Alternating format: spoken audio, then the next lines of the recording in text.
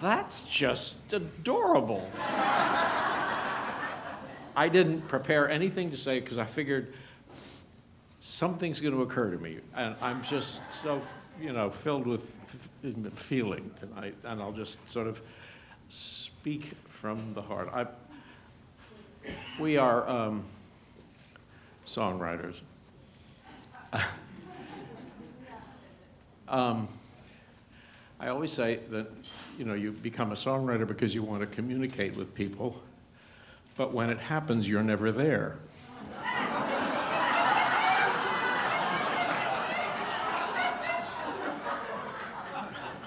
People have said, oh, we got married to your song. We sang it at my father's funeral.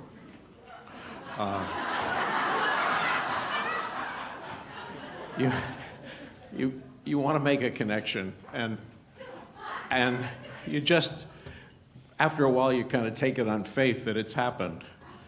And the only real proof of it is that people keep singing the songs. And because you guys actually care enough about the content of a song to actually do it. You guys a song rises to the top, and then you do it, because you notice everything that's in it. I never wanted to be a lyricist.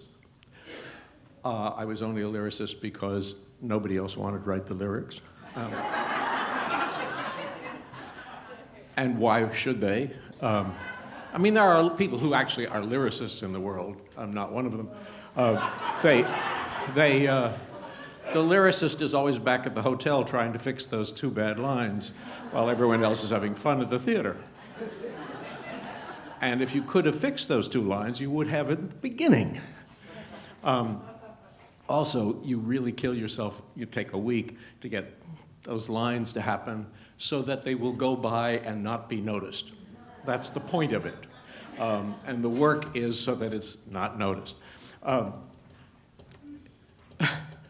When David and I first came and did our first show, we had open calls. We didn't know that you're not supposed to actually go to open calls. We went to the open call. And one young person came out and sang, "There's a bright golden hair on the meadow." And it didn't seem to bother him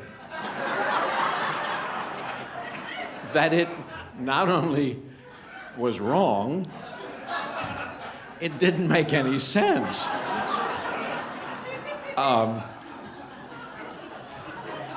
That was my introduction to New York theater, and the humbling realization that lyrics are not, for a lot of people, are a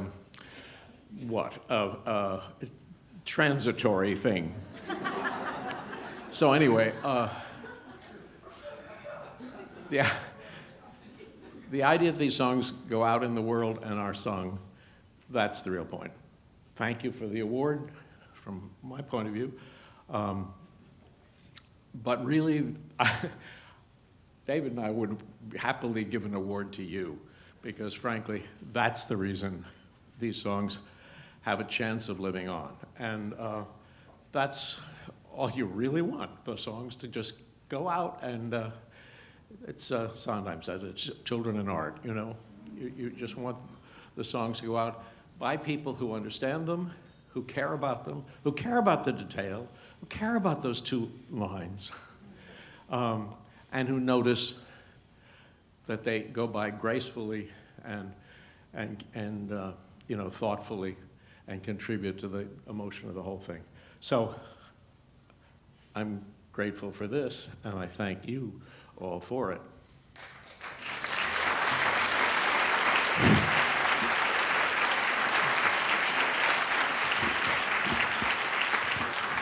I was an English major before I was a music major, so I have to do the more formal remarks. Our song Autumn, which Charlotte Maltby will soon sing for you, was written for our first college musical.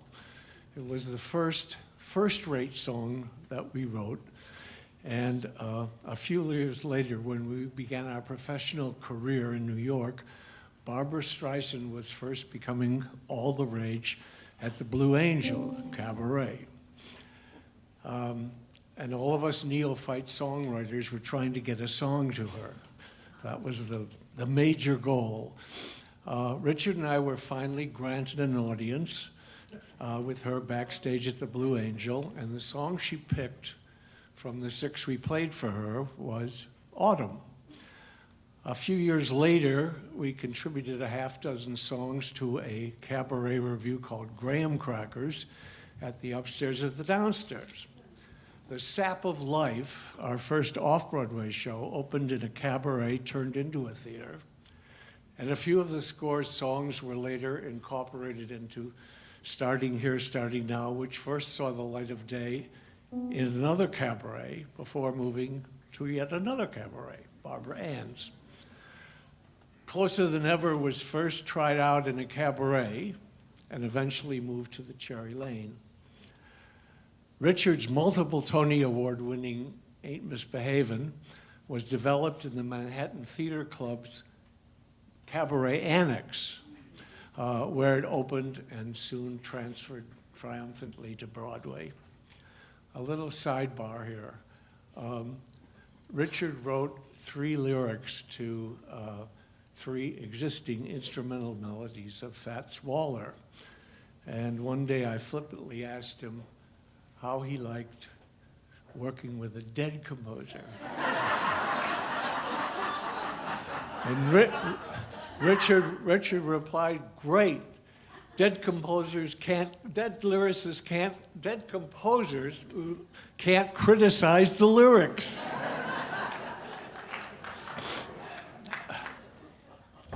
All the above is to highlight what an indispensable part cabaret and cabaret performers have played throughout our career.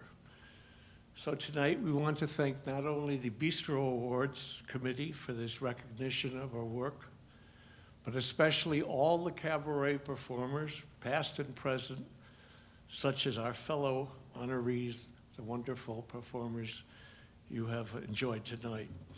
Our songs are surely in good hands. And as Richard said, it's wonderful to know that performers as gifted as these will hopefully be keeping them alive for years to come.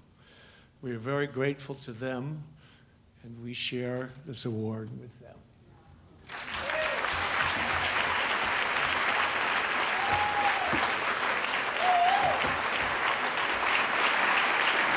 Charlotte Maltby.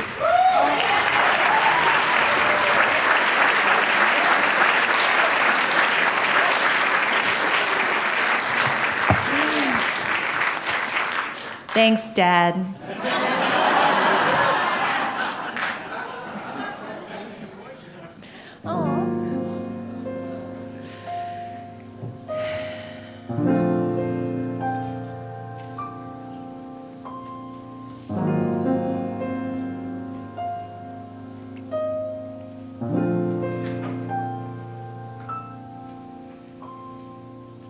Autumn, it feels like autumn.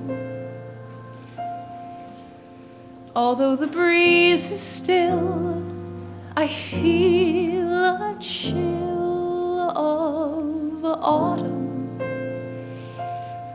Oh yes, it's autumn. It's always autumn. However green the hill, to me it still is autumn. I can feel the frost now that makes my spring and summer dreams seem lost now. Why can't the autumn haze recall the days of warm summer laughter that faded soon after in autumn? He left in autumn, and And though another season's here, I feel the emptiness of autumn all the year. I can feel the frost now that makes my spring and summer dreams seem lost now. Why can't the autumn haze recall the days of warm summer laughter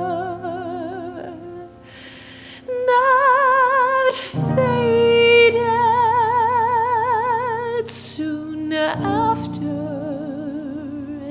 in autumn? He left in autumn, and though another season's here, I feel the emptiness of autumn